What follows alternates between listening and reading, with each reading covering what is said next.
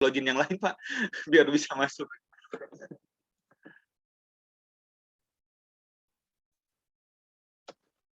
Yang Ini tugas ya Bu Pak Erik Selemi ya? orang masih belum mulai udah di Direkam.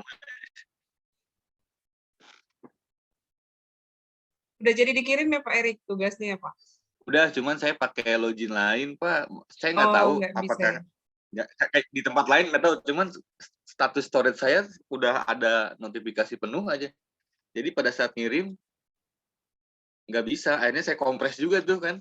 Kompres udah, terus akhirnya pakai login saya nggak bisa, malah pakai login yang lain bisa.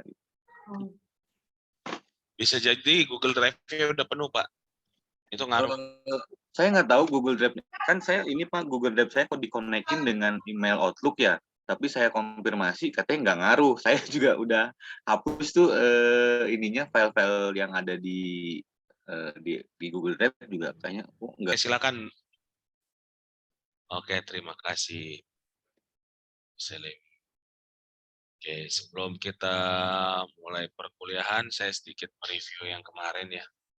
Kemarin buat saya sudah lumayan lah. Teman-teman bisa memaparkan apa yang menjadi itu ya. Karena artikel sederhana yang kita itu posisinya ini ada 2 orang yang mengumpulkan dan 20 orang ini yang paling terakhir itu mengumpulkan jam itu hari apa? Injury time juga nih seperti yang ngumpulinnya. Oke, jadi buat teman-teman yang tugasnya terima kasih. Dan di hari ini saya sebelum memulai materi berikutnya, saya ingin dari teman-teman ini memaparkan sedikit ke teman-teman di sini terkait dengan tugasnya. Jadi saya meminta ke ketua kelas untuk memilih nomor berapa dari Google Form-nya.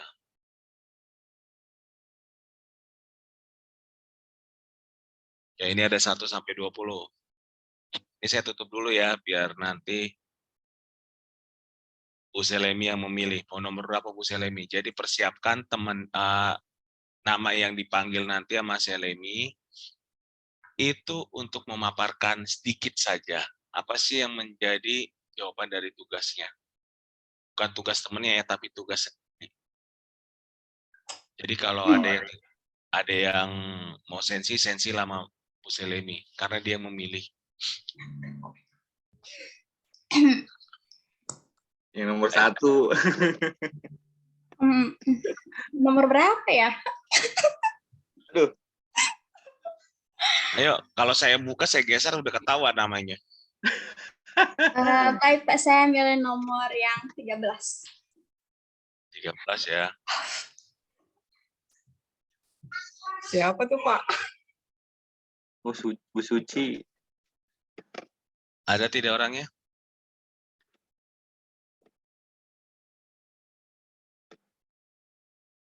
Hadir Pak, tapi izin off-cam nggak apa-apa ya, lagi kurang sehat badan Pak. Nggak apa-apa, yang penting bisa share screen, Bu. Silakan. Lagi telepon siapa? Saya pakai HP kebetulan Pak, karena laptop saya rusak. Waduh, nanti izin di skip ya Bu ya. Ya, mohon maaf Pak. Ya, itu artinya senang ya Bu ya. Mohon maaf. Ma. Oke, kalau kayak gitu, berarti di skip untuk Bu Sucinya. Ayo, pilih lagi. Saya lagi Pak yang milih. Iya dong. Ketua kelasnya siapa?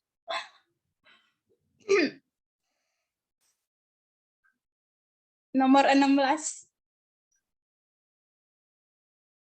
16 ya.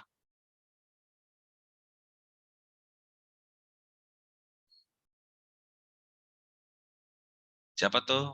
Bu Selemi, silakan dipanggil.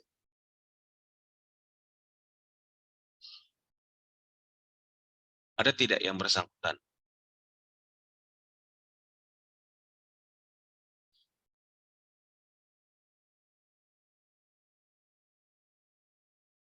Ya, hadir apa tidak nih orangnya?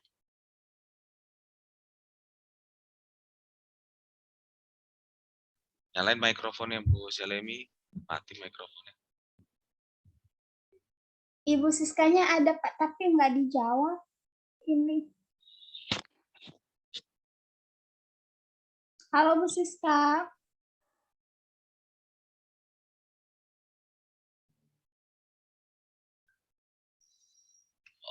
Yes.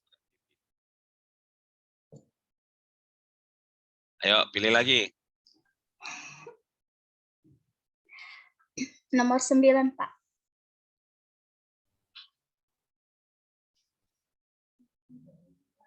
Nomor berapa? Nomor 9. 9. Iya. Bapak Nofri Andi.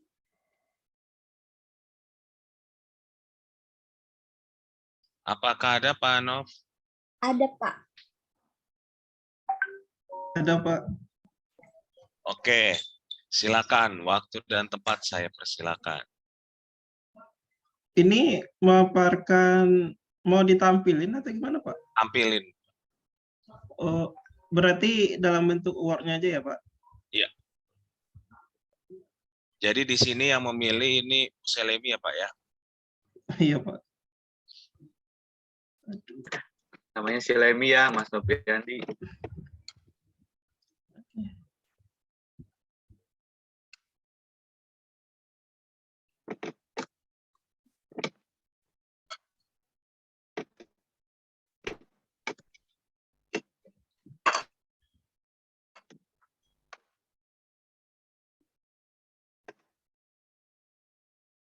Halo.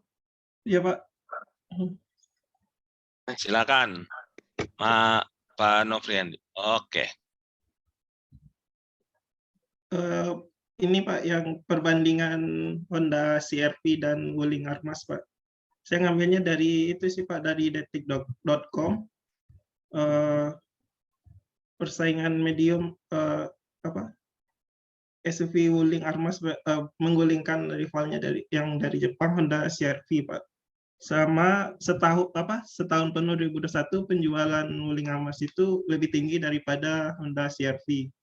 Hal itu dilihat dari data warehouse sales distribusi dari pabrik ke dealer yang dirilis Gabungan Industri Kendaraan Bermotor Indonesia. Dari data tersebut, Wuling Armas menjadi raja medium SUV di Indonesia tahun 2021.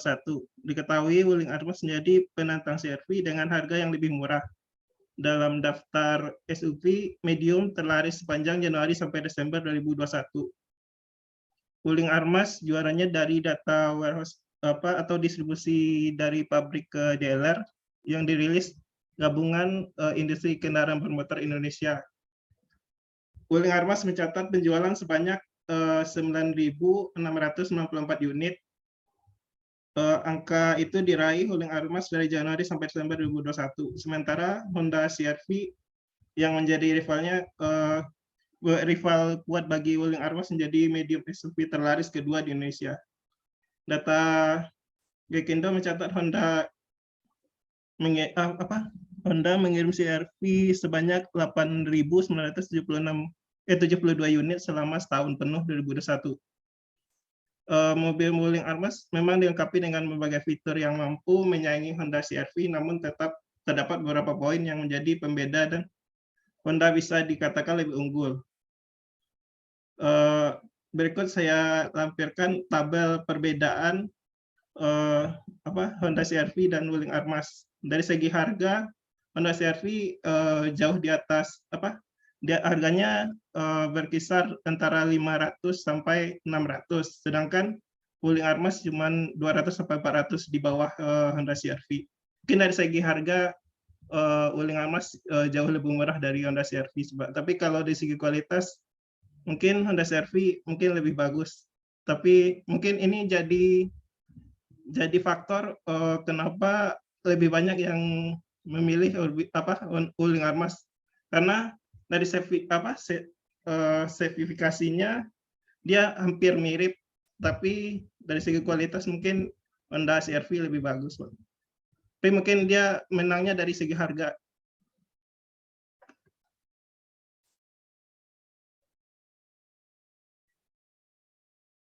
Tapi dari segi sertifikasinya, dari segi dimensi dia ukurannya hampir sama.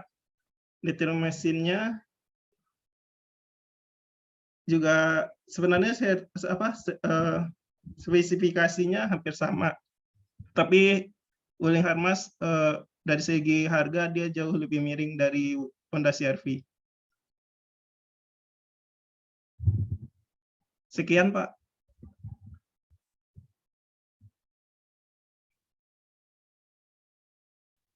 Oke, terima kasih Pak Novian. Oke, ini satu lagi deh buat review tugas. Silakan. Pak Nov, pilih nomor Pak Nov. Nomor 10, Pak. 10, sebentar ya, biar kita lihat langsung. 10. Akan dipanggil, Pak Nov. Nomor 10, Bu Dewi Sartika.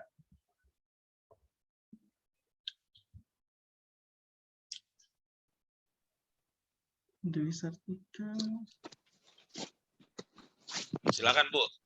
Dipilih sama Pak Nov. Bapak, sebelumnya saya mohon maaf. Ini saya menggunakan handphone, jadi tidak bisa share screen. Apa bisa dibantu dari sana? Ini saya bantu.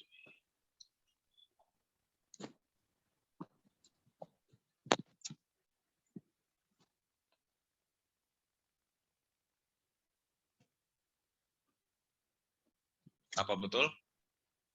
Iya, betul, Pak.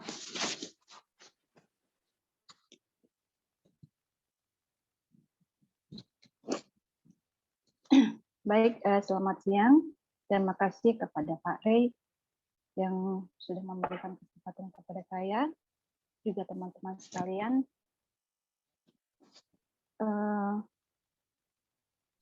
Pada intinya apa yang dipaparkan Pak Novi barusan itu ada kesamaan dengan apa yang saya bahas di sini.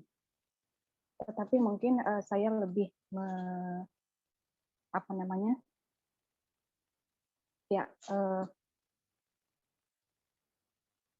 sebagai pembuka, saya menampilkan data-data penjualan selama 3 bulan terakhir, dan data-data ini adalah data gabungan yang diperoleh dari Gaikindo selama 3 bulan terakhir, dari bulan Februari, Maret, dan sampai bulan April. Kalau kita perhatikan dari tabel ini, tampak dari kumpulan beberapa model SUV ini saling berkompetisi, tetapi yang paling signifikan itu terlihat dari 2 produk mobil ini, yaitu Honda CR-V dan Wuling Armas. Lihat di bulan Februari, Honda CR-V dan Wuling Armas ini masih belum bisa berkompetisi secara signifikan, tetapi di bulan berikutnya, yaitu bulan Maret dan April, itu Wuling Armas sudah mulai tancap gas, sudah mulai membayangi Honda CR-V dari sisi volume penjualan. Nah, ini sebenarnya sudah menjadi sinyal bagi Honda CR-V bahwa ada kompetitor yang sudah membuntuti mereka di pasaran. Dan sinyal ini sudah sepatutnya menjadi evaluasi buat Honda CR-V sebagai pelaku lama produsen mobil SUV di pasaran Indonesia untuk menjadikan ini sebagai warning atau reevaluasi dari sisi pemasaran. Karena mengingat sesama kompetitor mobil model SUV ini saling mengunggulkan kelebihan masing-masing. Boleh kita lihat dari analisis dengan pendekatan 4P, yaitu produk, kemudian harga. Nah, kebetulan untuk case dari mobil Honda CR-V ini dan Wuling Almas ini, saya menyoroti dari 2 bauran pemasaran saja, yaitu produk dan juga harga. Nah, di sini saya menampilkan masing-masing keunggulan dari Honda CR-V dan juga mobil Wuling Almas ini. Saya rasa hampir sama apa yang dikemukakan oleh Pak Noviandi tadi, tetapi perlu kita mengingat sebagai pengetahuan konsumen juga tidak hanya menginginkan suatu keunggulan ya Pak ya. Nah, karena saya juga seorang konsumen pasti menginginkan juga yang namanya pengetahuan tentang kelemahan dari produk itu. Nah, di sini saya menampilkan kelemahannya juga, seperti Honda CR-V ada kelebihannya dan juga ada kelemahannya. Setelah mengetahui apa yang menjadi kelemahan dan juga apa yang menjadi keunggulan dari produk itu, biasanya secara psikologis konsumen itu ada dari ilmu psikologi itu namanya berpikir kritis. Mereka akan memfilter, menyaring apa kira-kiranya yang menjadi keputusan tepat buat mereka untuk menentukan produk yang akan mereka beli. Nah, di sini juga ada analisis komparatifnya, yaitu pembanding antara 2 produk. Saya melihat dari sisi fitur, dari sisi harga, dari segi mesin, juga kemudian high-tech lah ya, semacam teknologi yang mumpuni yang ditawarkan oleh kedua produk mobil ini. Dan ternyata dari sisi teknologi, Wuling Almas saya berani katakan mereka cukup berani untuk menawarkan teknologi tinggi kepada konsumen dan sepertinya ini menjadi daya tarik dari mobil ini. Yang kedua, harga yang jauh dari pemimpin pasar, karena mereka adalah follower di pasaran. Tentu saja ini menjadi minat daya tarik kedua dari mobil Almas ini. Yang berikutnya ada pelayanan purna jual. Nah, biasanya untuk pelaku produk baru yang baru masuk di pasaran, mereka pasti akan memberikan tawaran-tawaran seperti ini dengan mencari diferensiasi produk, membuat suatu pembeda dengan produk yang lebih lama di pasaran. Itu daya tarik mereka di sana. Yang kedua pasti strategi harga. Nah, yang berikutnya mereka gencar melakukan promosi baik melalui pameran-pameran atau maupun pameran khusus semacam otomotif, event-event otomotif itu karena sebagai upaya mereka untuk mendekatkan produk dengan konsumen. Dan ini adalah semacam perang bagi produk yang baru masuk di pasaran. Dan tapi karakteristik konsumen kita juga harus tahu. Biasanya konsumen itu lebih kepada trust. Jadi produk yang lama itu kadang lebih mereka percayai daripada produk yang baru masuk di pasaran. Jadi Wuling harus lebih bersabar untuk bisa meningkatkan kepercayaan konsumen terhadap produk mereka dengan terus melakukan inovasi, kemudian dengan terus melakukan diseminasi informasi produk kepada konsumen yang ada di pasaran. Mudah-mudahan dengan adanya giat melakukan informasi ini, pengetahuan konsumen terhadap produk Wuling itu semakin meningkat. Dan dari sisi kualitas sama, mungkin tadi karena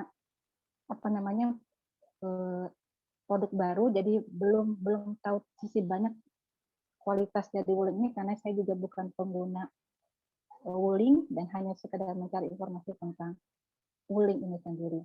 Karena sebagai pemain baru di pasaran mobil SUV di Indonesia, memang mereka harus gencar menggunakan strategi yang jitu agar mampu mempengaruhi minat dan keputusan pembelian bagi konsumen. Karena menariknya di sini Wuling ini unggul terhadap fitur, harga, dan garansi purna jual yang ditawarkan kepada konsumen untuk saat ini. Saya kira itu saja Pak Rey, paparan dari saya terhadap tugas ini.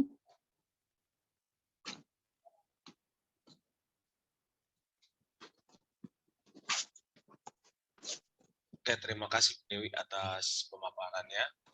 Dan seperti tadi yang disampaikan sebelumnya juga mirip, dan pemaparannya pun itu kacamatanya ini agak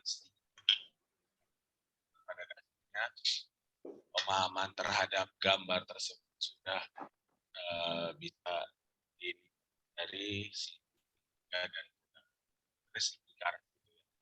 kita bukan buat mempromosikan dua barang ini, tapi kita melihat dari sisi analisisnya, analisis pasar. Apa sih yang diinginkan konsumen? Bagaimana sih cara mereka memperkenalkan produknya, terutama Wuling yang kita tahu bukan barang Jepang, tapi bisa menjadi kompetitor berat atas produk Jepang.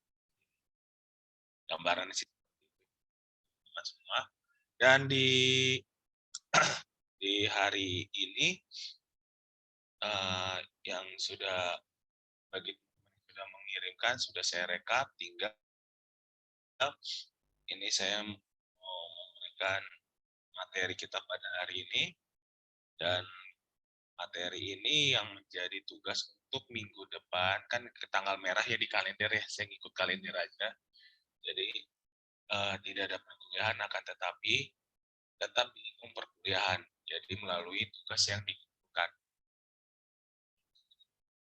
Tugasnya apa nanti akan saya share ke grup. Jadi tugas ini pun kalau emang ada yang masih belum mengerti bisa ditanyakan langsung saya. Oke, izin share screen untuk perkuliahan hari ini. Apakah sudah terlihat full screen saya? Sudah, Pak. Oke, ini kita bicara tentang loyalitas dari pelanggan. Nah, di sini intinya kita bisa melihat sejauh apa sih loyalitas konsumen terhadap produsennya, baik barang maupun jasa. Nah, yang diinginkan di sini ya kita bisa menganalisis apa yang menjadi loyalitas kita atau analisis kita terhadap pembeli atau pengguna dari produk atau jasa yang dibeli sama konsumen tersebut. Ini kita lihat dari value delivery prosesnya, ini ada secara basic tradisional sama urutan penciptaan terhadap penyampaian merek, penyampaian nilai. Di sini kita lihat secara tradisional itu ada dua. Kalau secara tradisional orang pada umumnya berpikir kita membuat dan menjual. Di sini ada membuat itu ya pertama mendesain sampai dengan membuat produk itu sendiri, dan masuk kepada menjual produk dalam hal penetapan harga, menjual, beriklan atau promosi, sampai dengan melayani. Seperti tadi juga ada contoh yang disampaikan Pak Erik, untuk emblem, ini bisa kita lihat, ini ada di,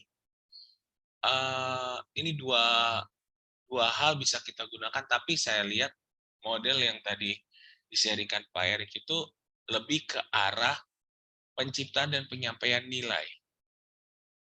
Karena kasus yang disampaikan oleh Pak Erik tadi itu lebih ingin mendeliver apa nilai dari produk tersebut. Kita lihat dari sini penyampaian nilai ini ada 3. Pertama, memilih nilai, menyediakan nilai, dan mengkomunikasikan nilai. Nah, secara metode dia hanya menggunakan 2. yaitu strategi pemasaran dan pemasaran taktisnya seperti apa. Pemasaran strategi itu dilihat dari memilih nilai. Memilih nilai ini ada segmentasi pelanggan, seleksi atau fokus pasar, sama memposisikan nilainya. Itu pemasaran strategisnya. Nah, secara pemasaran taktisnya, ini kita bisa lihat dari menyediakan nilai sama mengkomunikasikan nilai. Nah, dalam hal ini menyediakan nilai itu ada pengembangan produk atau jasa, terus juga penetapan harga, penyediaan pasokan, terus juga pelayanan distribusi. Nah, ini mengkomunikasikan nilai ini, itu ada tenaga penjual, promosi penjualan, dan periklanan. Nah, ini secara teknisnya. Jadi kenapa tadi di awal bincang-bincang yang di awal itu lebih kayak, ini saya mau share tentang MLM. Inilah MLM yang digunakan. Jadi dia itu menyampaikan nilai dulu, mencari dulu. Karena mereka akan mencari di tingkat di sini. Tenaga penjual. Jadi kasarannya dia tidak banyak mengeluarkan dana untuk promosi. Karena dia langsung ngambil member untuk melakukan promosi barang tersebut. Jadi dia tidak perlu buang banyak-banyak uang untuk membuat iklan. Kalau yang di atas secara tradisional dia harus berpromosi atau beriklan. Dia lebih nyari tenaga penjual dulu. Buat irit dari cost dari si biaya advertise itu sendiri untuk mempromosikan atau mengiklankan barang tersebut secara langsung.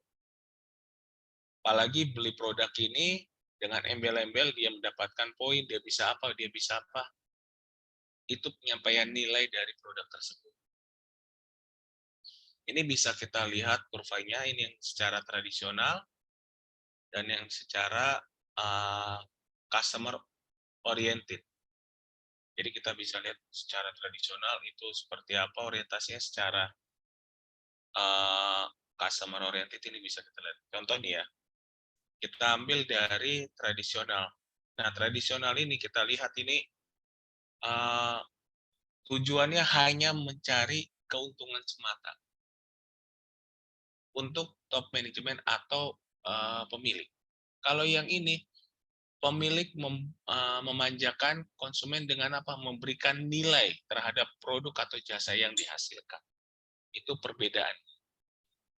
Jadi fokus utamanya itu selain kalau yang modern customer, dia lebih ngelihat chartnya adalah si pemilik ini pengen orang itu mengerti, memahami apa sih produk knowledge-nya yang dijual. Bukan cuma semata-mata ngejar keuntungan saja. Jadi itu perbedaannya. Dan ini gambaran dari apa yang sudah dibicarakan di depan. Nah, ini semua kita mau melihat dari si konsumen ini, kita promosi ngelihat cost-nya atau mau melihat value-nya. Karena beda hal. Kalau sudah melihat cost-nya, berarti dia benar-benar cuma mengincar laba.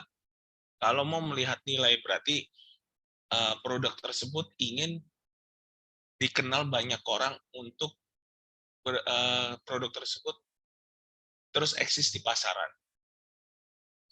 Dan di sini kita bisa lihat ada secara banyak, promosi secara banyak sama promosi secara one to one. Jadi hitungannya secara mulut ke mulut atau udahlah kita beriklan saja biar orang lihat, orang pelajarin sendiri. Jadi ini dua perbedaan pendekatan yang bisa dilakukan oleh perusahaan dalam mencari atau menjual barangnya. Nah, di sini ending dari semua itu adalah kepuasan pelanggan. Nah, kepuasan pelanggan ini kan bisa kita lihat di sini dan Bapak Ibu bisa lihat dari berbagai macam literatur, ada teori kepuasan pelanggan, terus juga ada pengukuran kepuasan pelanggan dan strategi meningkatkan kepuasan pelanggan. Ini 3 hal untuk kita bisa melihat dan mengukur kepuasan pelanggan itu.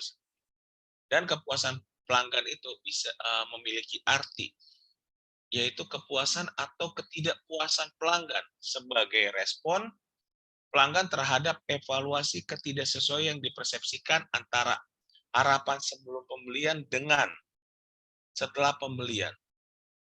Jadi kita bisa melihat sejauh apa efektivitas dari yang produk atau jasa yang kita jual keluar.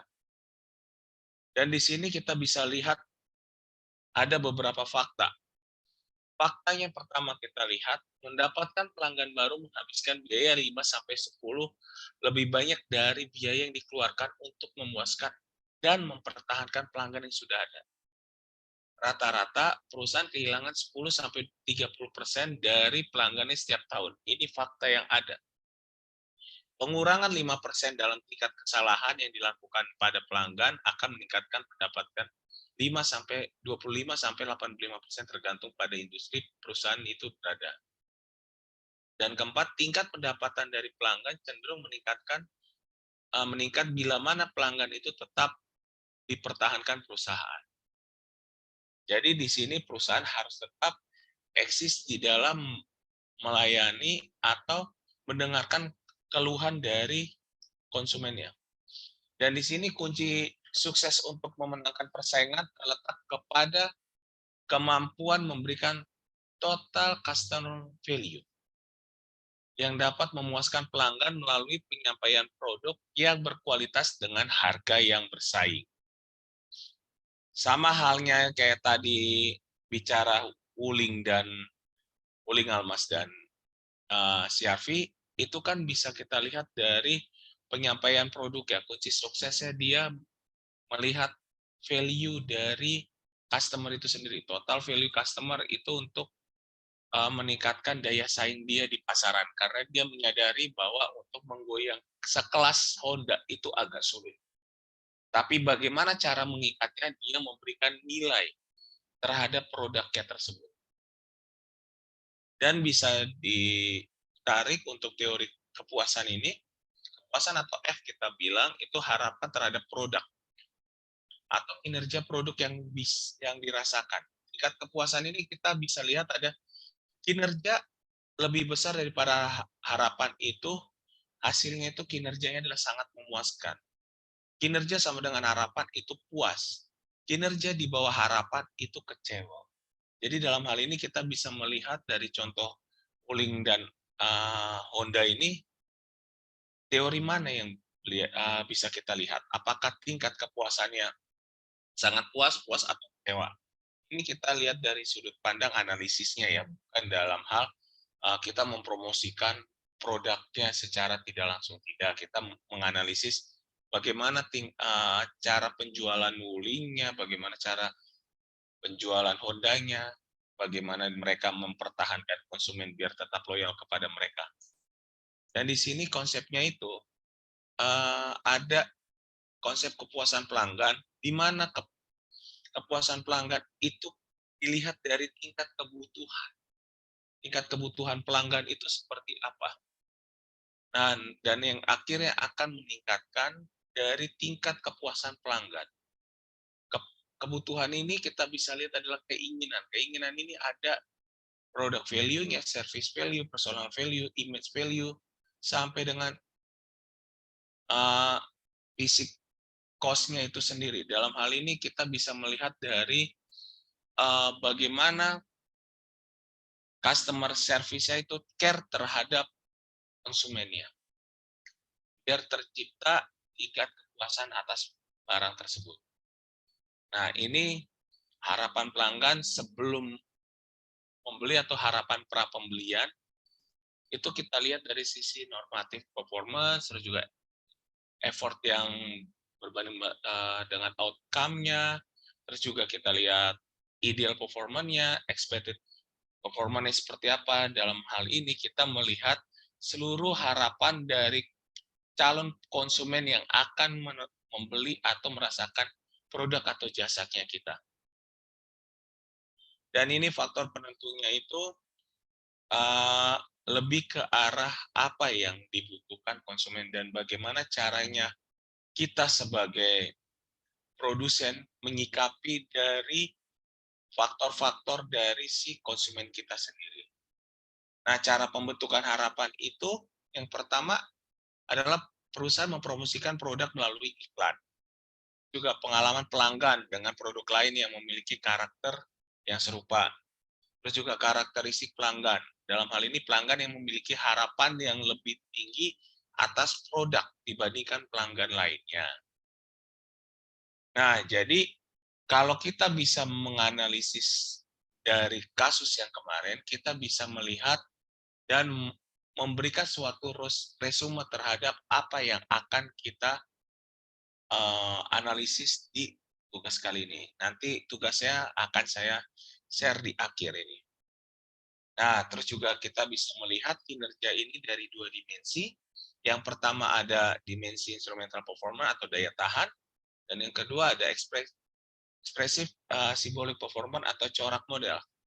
Dalam hal ini yang berkenaan dengan kinerja dari citra diri suatu produk. Nah, di sini tingkat kinerja yang diharapkan itu dari suatu produk dipengaruhi oleh karakteristik produk, harga, serta fisik yang mempengaruhi harapan terhadap kinerja produk yang bersangkutan.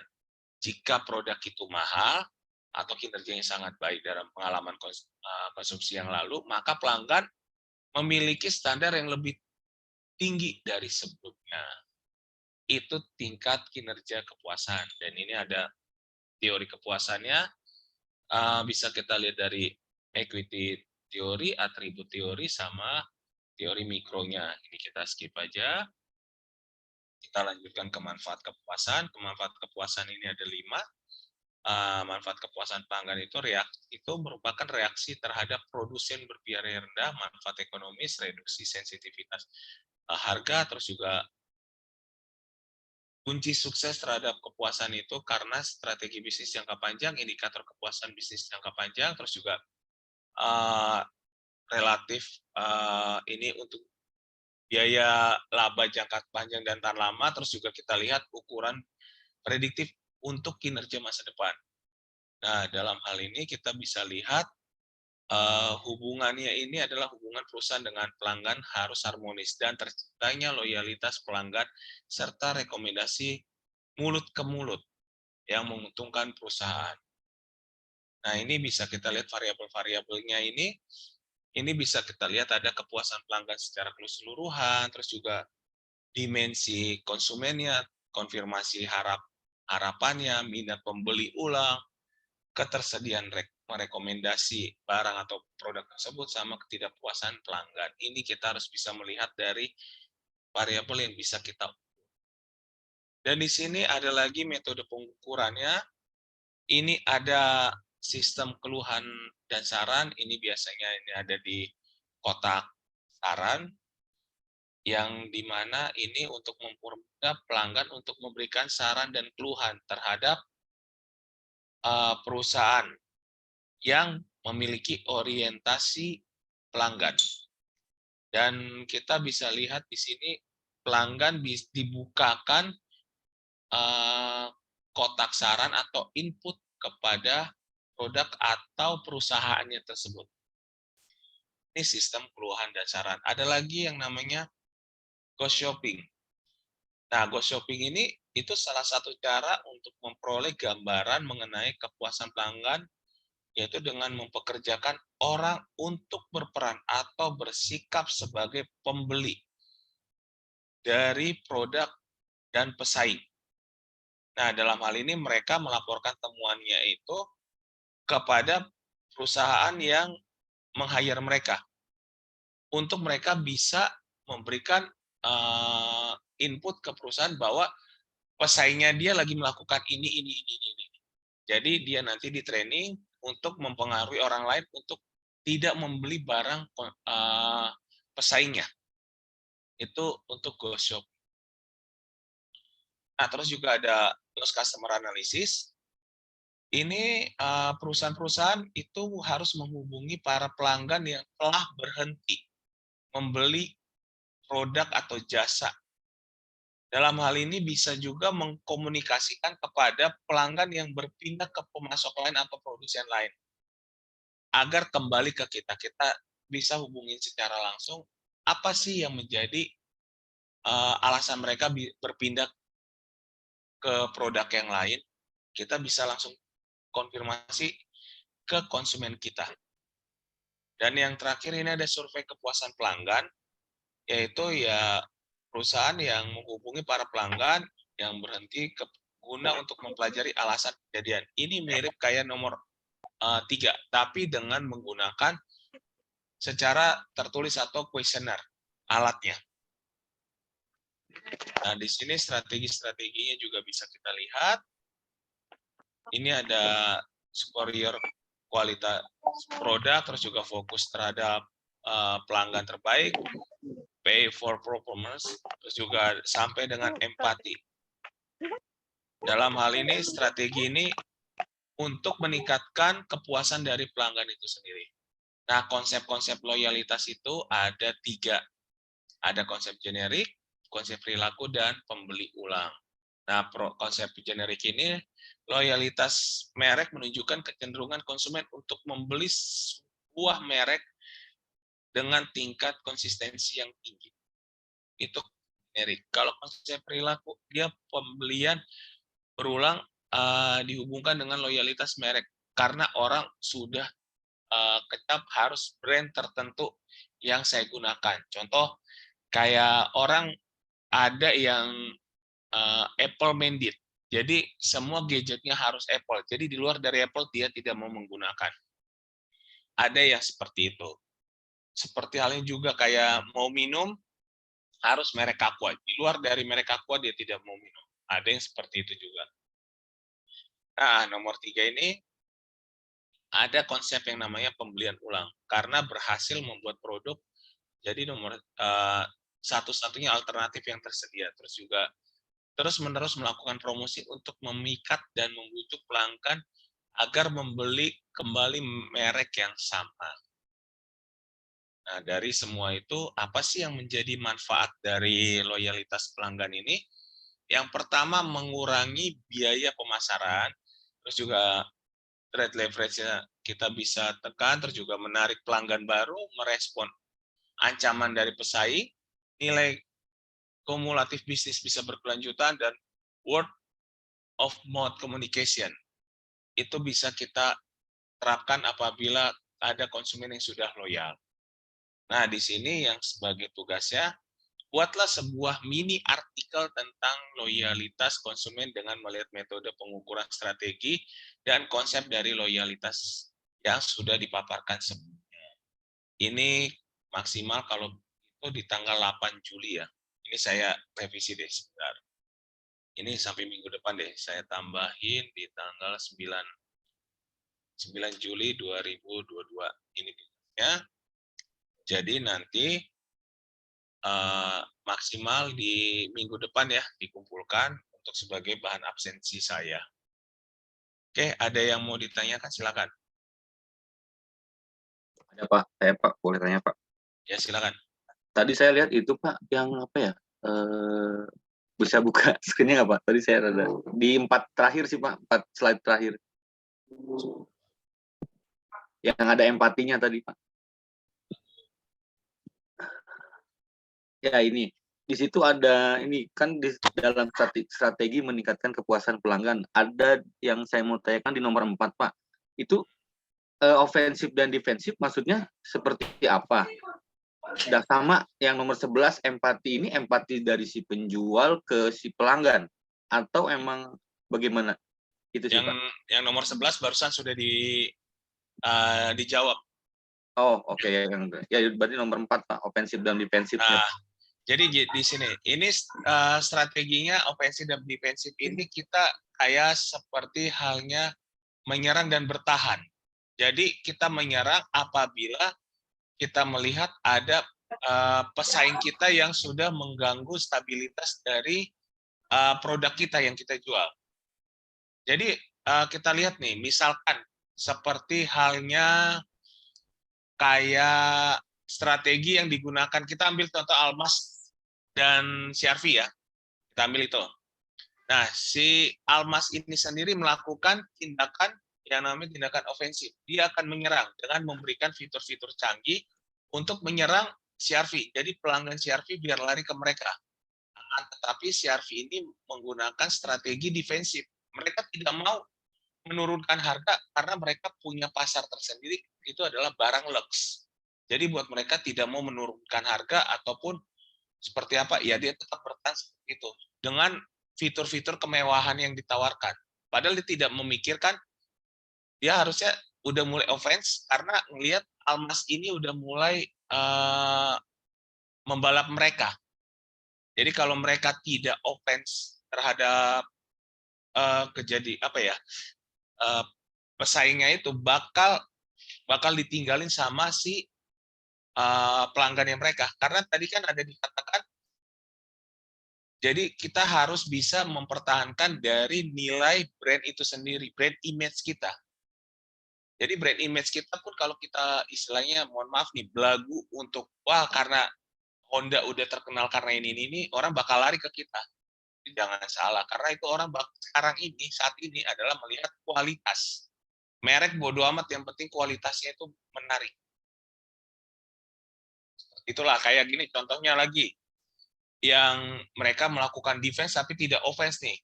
Kayak contoh Nokia, mungkin kalau di kelas ini saya bilang Nokia itu kan dulu adalah penguasa pasar, beda sama sekarang ya. Nah mereka tetap memiliki kayak kepercayaan brand image mereka kan tetap bertahan. Mereka tidak melihat nih Samsung sebagai pesaing mereka ini sudah tipis ininya nih, perbedaannya, gap-nya. Mereka menganggap, oh konsumen saya loyal, jadi udah mereka nggak bakal lari ke Samsung, mereka tetap ke Nokia. Karena apa? Nokia. Jadi kalau dulu nggak punya Nokia, kesannya seperti apalah.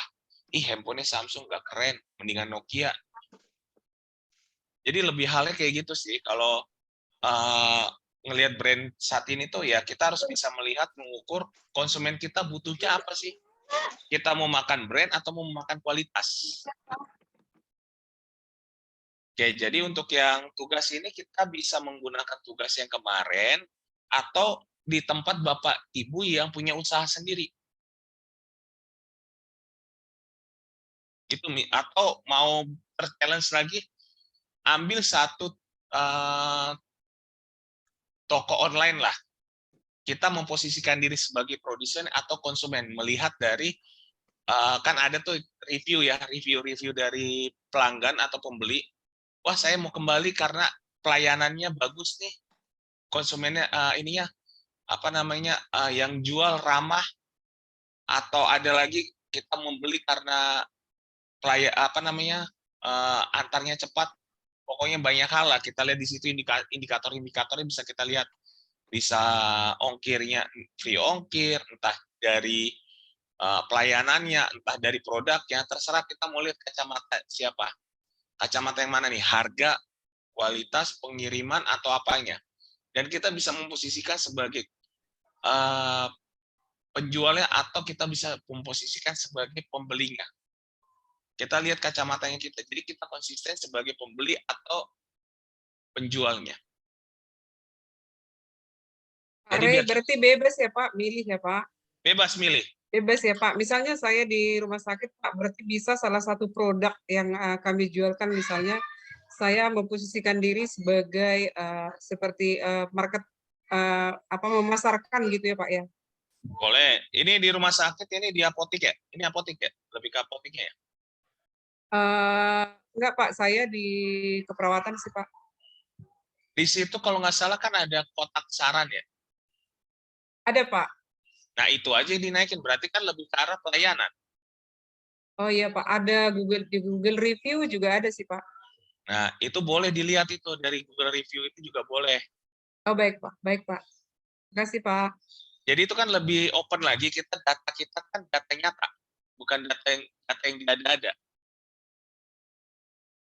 Daripada kita bikin data yang kita ada-adain, mendingan kita lihat data yang ada. Karena ini belajar mengumpulkan data yang tujuannya untuk next-nya kita nyusun tesis itu sendiri. Tuh, jadi nanti kalau rekan-rekan mahasiswa ini di sini ada apa ya? Ada kegiatan kayak seminar internasional tentang apa yang untuk kebutuhan penelitian, itu kalau bisa nanti diikuti ya, biar kita tahu, oh ini seminar internasional gini, nanti ada yang proceedingnya seperti ini, call for paper-nya gini, untuk mengasah kemampuan dan menambah catatan di SKPI, surat keterangan pendamping ijazah. Jadi nanti semua kegiatan-kegiatan ilmiah itu silakan nih. Jadi nanti kalau ini berkasih ini ada nanti Pancasakti kerjasama dengan STIMA ini, kita ada seminar internasional dan proceeding. Proceeding itu call for paper internasional, kita ngundang 3 negara luar, sama kita jadi 4 negara. Jadi proceeding internasional 4 negara. Jadi kalau mau jadi pemateri silakan, mau cuma jadi peserta juga silakan. Kegiatannya 2 hari, online full. Harapan saya sih teman-teman semua bisa sebagai pemakalah ya, bukan cuma sebagai pendengar saja. Jadi bisa melihat dan men-challenge dirinya sebelum di sidang nantinya. Jadi ujian nih. Maaf Pak Rey, mau bertanya bidangnya apa nanti untuk proceeding itu? Ekonomi, edukasi, dan teknologi. Oke, terima kasih Pak. Sama-sama. Jadi kita 3 bidang ini kenapa kita angkut jadi satu, karena ini satu kesatuan dari 3 bidang yang sedang tren saat ini. Ekonomi pasca COVID, itu temanya. Jadi nanti resminya seperti apa nanti saya kasih tahu. Cuman ini masih di kami aja, di internal kami. Jadi ini saya sounding dikit dulu di bisnis. Jadi biar rekan-rekan tuh tahu bahwa nanti kita ada seminar internasional. Jadi nanti biar nggak kaget, wih ada ya ternyata. Gitu. Karena ini kerjasama antara Pancasakti dan IMI kegiatan ini.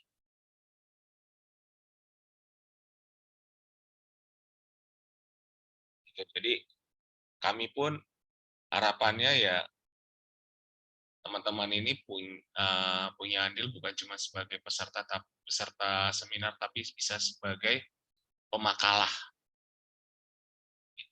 Warannya pun nanti ada itu electronic cashband, dan dengan reviewer yang dari nanti kami akan cantumkan reviewernya. Jadi semua materi yang masuk kita akan review juga. Kalau untuk dan tata caranya nanti secepatnya akan kami share flyernya biar lebih resmi gitu. Jadi kan biar bisa disiapkan, mau keroyokan juga nggak apa-apa. Karena maksimal satu judul itu 5 orang maksimal. Sendiri pun, ayo. Ayo, dia mau ditanya lagi nggak?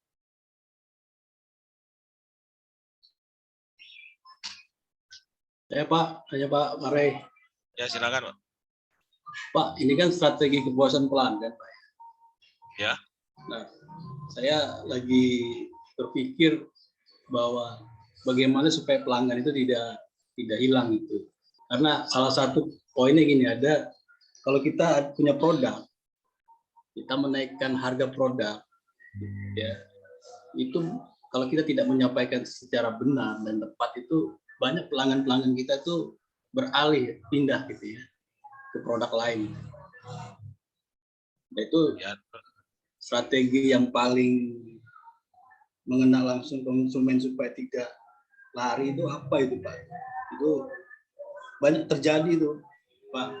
Apalagi kalau kita tadi ofensif gitu ya, atau defensif tadi.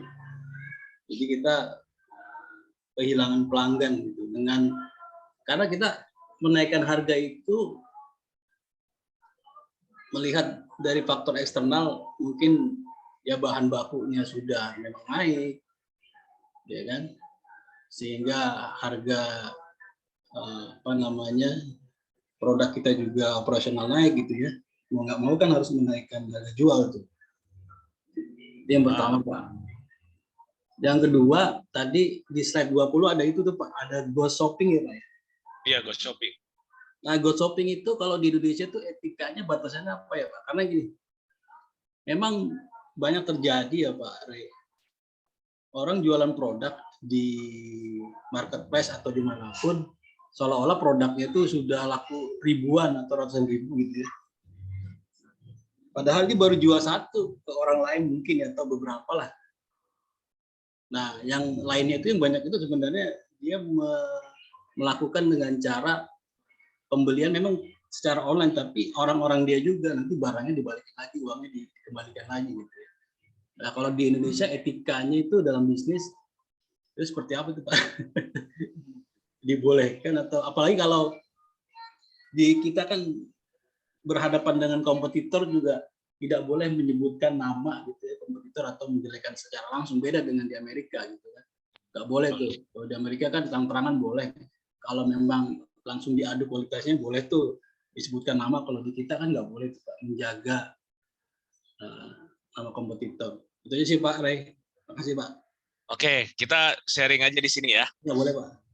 Oke, jadi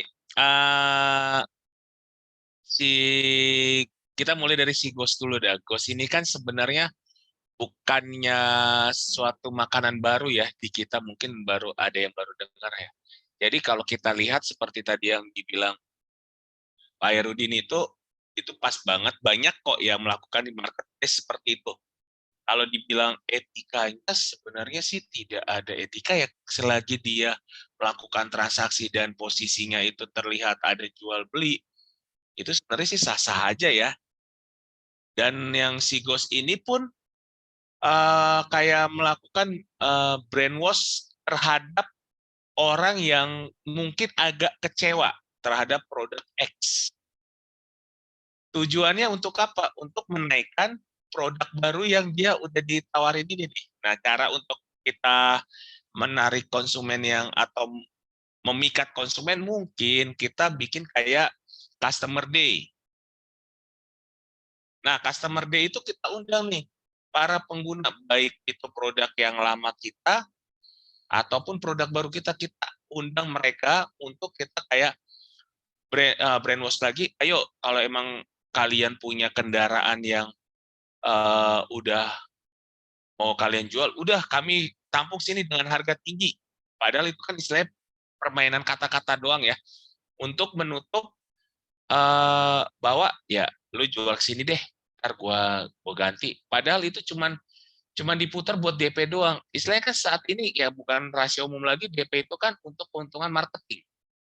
Padahal tidak mempengaruhi harga dari produk tersebut. Cuman bermain di ini aja, di kata-kata DP. Padahal DP itu kan ya udahlah nggak apa-apa, nanti marketing dapat bonus lagi dari dealernya atau dapat bonus dari bosnya langsung. Itu banyak, yang penting target penjualan itu tercapai. Karena sekarang gini, saya mengamati gara-gara kasus kemarin itu, bukan kasus sih, studi kasus yang saya kasih di kelas ini, si Wuling sekarang lagi jor-joran menarik konsumen Honda.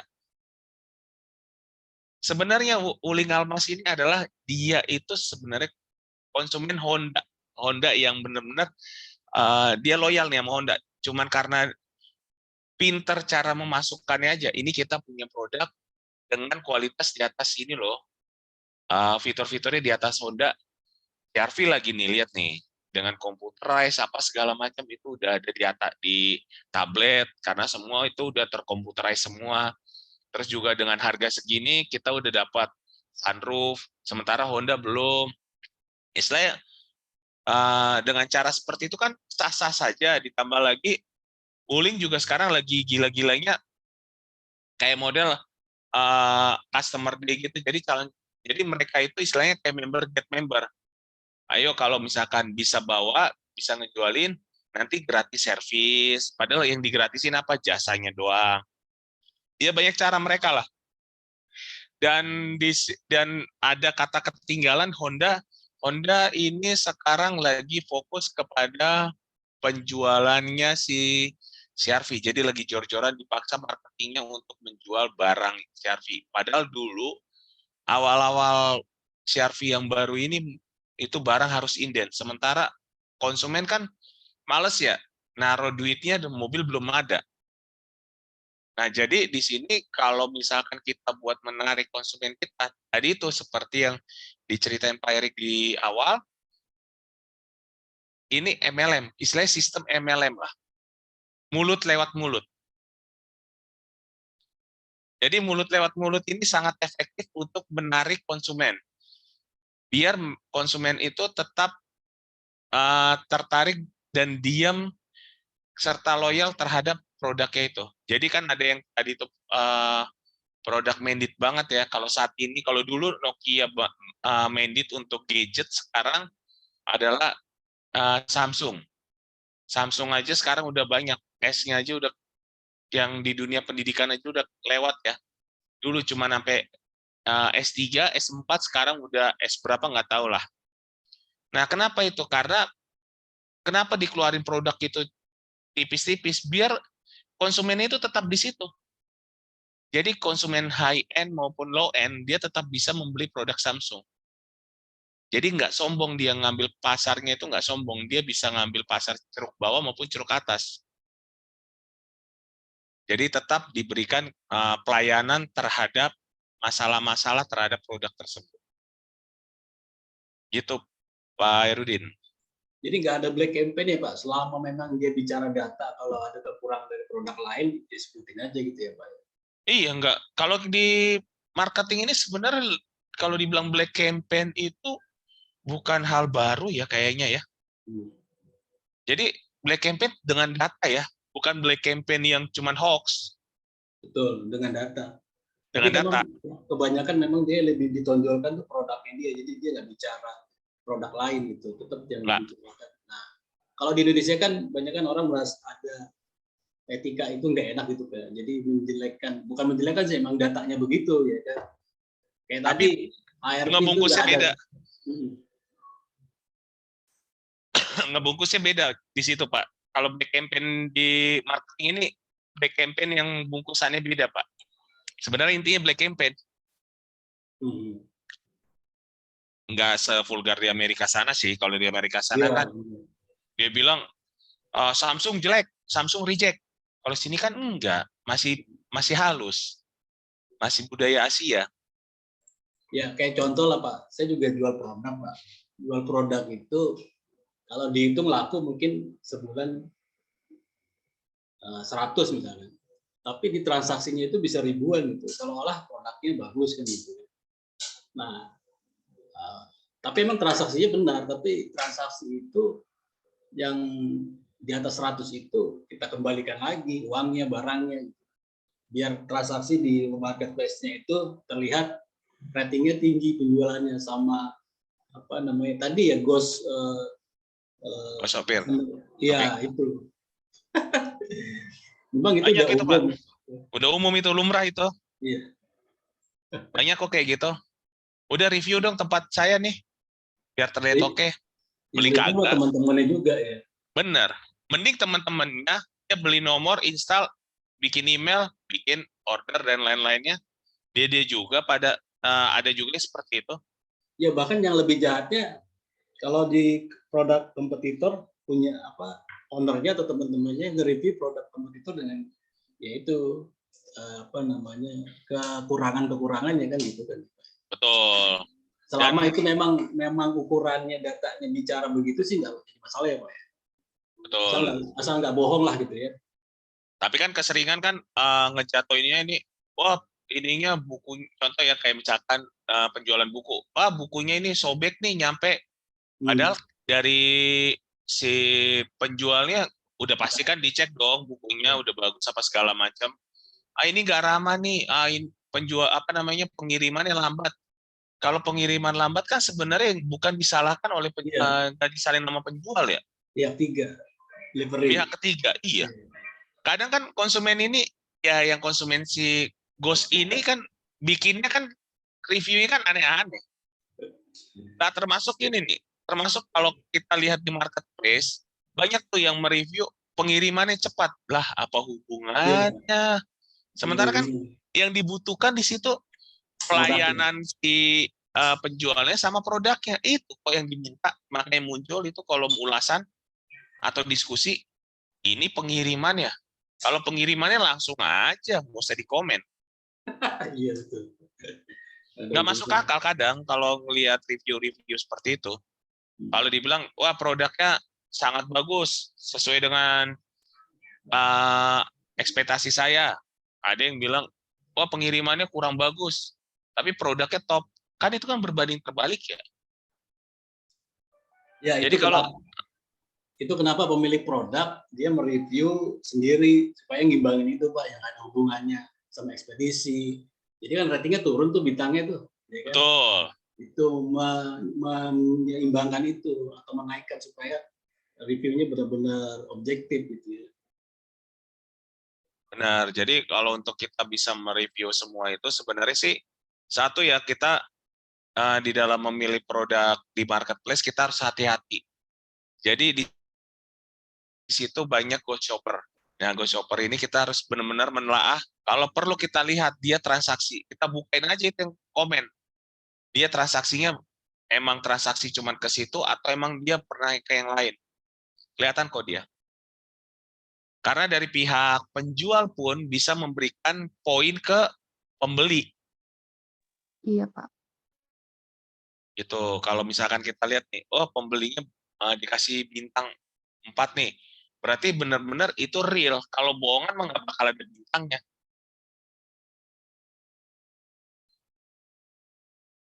Jadi kita benar-benar bisa menelaah baik-baik lah untuk komen-komen yang ada di situ. Kan kadang kan komen netizen ini kan sangat berwibawa sekali ya. Komen-komen netizen. Jadi kita harus hati-hati lah di dalam, bukan hanya komen di medsos, tapi di dunia marketplace juga sadis lah sebenarnya. Iya, persaingannya ketat jadi sadis Pak. Benar, produk sama, tapi yang jual beda, persaingannya beda. Iya. Padahal jelas-jelas sudah satu merek, satu model, plek lah. Cuman bisa aneh aja yang sono harga di pasaran 1.000, dia jual bisa 800. Kan tanda tanya dari mana jalannya 800. Pasarannya aja 1.000. Di sono ada yang jual 2.000. Bisa sih. Ya kurang lebihnya seperti itu kalau kita mau melihat marketplace ya. Jadi di sini kita menelaah dari sisi mau konsumen mau produsen terserah. Yang penting kita bisa melihat loyalitas dari konsumen itu sendiri. Itu materi sudah saya masukkan dan juga tanggal pengumpulan serta linknya. Jadi minggu depan tidak ada perkuliahan. Jawabannya. Oke, sama-sama Pak. Jadi bisa dikumpulkan di tanggal 9 dan itu posisinya kita tidak ada kuliah tapi lah saya absen. Jadi saya masuk ada perkuliahan di situ. Oke, ada yang mau ditanya lagi? Kalau nggak ada kita sudahi perkuliahan kita untuk siang hari ini. Kalau memang ada yang mau ditanyakan terkait tugas, silakan japri ke saya. Oke, Baik, kalau Pak. begitu sampai jumpa di. Mau ambil foto dulu, Pak. Kenapa? Mau ambil foto dulu. Oh gitu, oke. Ambil foto ya, ini saya nyalain nih, merah.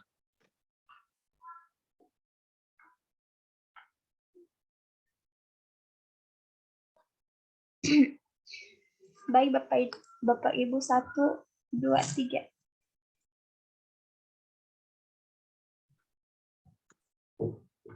Sudah, Pak. Terima kasih. Oke, sama-sama. Sampai jumpa di 2 minggu ke depan dan selamat siang. Selamat siang, Pak Rey. Terima kasih, Pak.